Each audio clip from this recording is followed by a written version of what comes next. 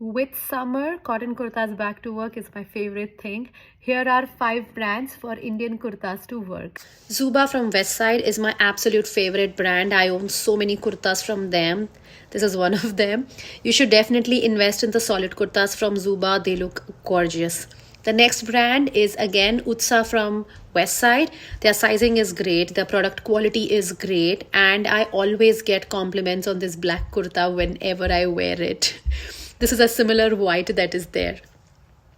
The next brand is Anok from Myntra. I think it's their own brand. The product is okay, at least the one that I owned, but I do like how formal their kurtas and the kurta sets are. And if you're someone who doesn't like wearing palazzo or pajamas, you can also wear, like denims and take jhumki and wear a kurta like this. It's going to look amazing.